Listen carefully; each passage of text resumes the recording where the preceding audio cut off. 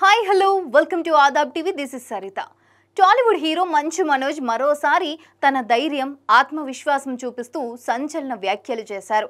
భరత్ హీరోగా తెరకెక్కిన Jagannadh cinema teaser launch కార్యక్రమంలో అతిథిగా పాల్గొన్న మనోజ్ ఈ ఈవెంట్లో చేసిన ప్రసంగం ఇప్పుడు పెద్ద చర్చనీయాంశంగా మారింది. ఆయన మాటలు కేవలం సినిమా ప్రమోషన్కే పరిమితం కాకుండా వ్యక్తిగతంగా ఎదుర్కొంటున్న సవాళ్లను కూడా వెల్లడించారు. తనపై జరుగుతున్న కుట్రలు ట్రోల్స్ విమర్శకులకు ఘాటుగా సమాధానమిచ్చారు.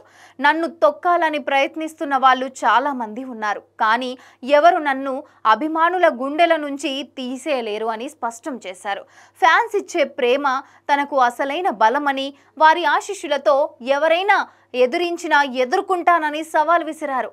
మనోజ్ ప్రసంగంలో విభిన్నమైన ఆలోచన విధానం హైలైట్ అయింది. ముఖ్యంగా సినిమా బడ్జెట్ గురించి మాట్లాడుతూ, సినిమా బడ్జెట్ ఎంత, 100 కోట్లు 200 కోట్లు అన్నది ముఖ్యం కాదు, సినిమా బాగుందా లేదా అనేది ముఖ్యం అంటూ ఒక సినిమాపై పరోక్షంగా వ్యాఖ్యలు చేసినట్లుగా ఫిలిం వర్గాలు భావిస్తున్నాయి.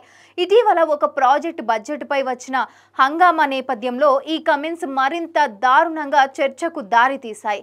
ఇక మనోజ్ తన అభిమానుల గురించి మాట్లాడుతూనే భావోద్వేగానికి లోనయ్యారు.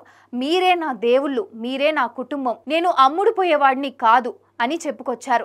నా ఫ్యాన్స్ నా సొంతం, నన్ను ఎవరైనా తొక్కాలనుకున్నా లేపాలనుకున్నా అది మీ వల్లే జరుగుతుంది, ఈ ప్రపంచంలో ఇంకెవరు ఆ శక్తి చూపించలేరు అంటూ గట్టిగా వ్యాఖ్యానించారు.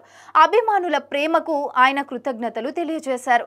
అంతేకాదు, న్యాయం కోసం ఎంత దూరమైనా వెళ్తాను, అది బయట వాళ్ళైనా సరే నా వాళ్ళైనా సరే, నేను వెనకడుగు వెయ్యను, నా ప్రాణం ఉన్నంత వరకు విద్యార్థుల కోసం సమాజం కోసం నిలబడతానని స్పష్టం చేశారు.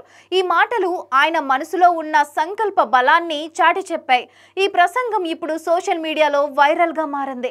కొందరు ఆయన చెప్పిన మాటల్లో ఉన్న నిజాయితీని ప్రశంసిస్తుంటే, మరికొందరు ఇది పరోక్షంగా కుటుంబ రాజకీయాలపై పంచ్ అని అనుకుంటున్నారు. అయితే మనోజ్ ఈ వ్యాఖ్యలతో మరోసారి తన అభిమానులకు దగ్గరయ్యారనే చెప్పాలి.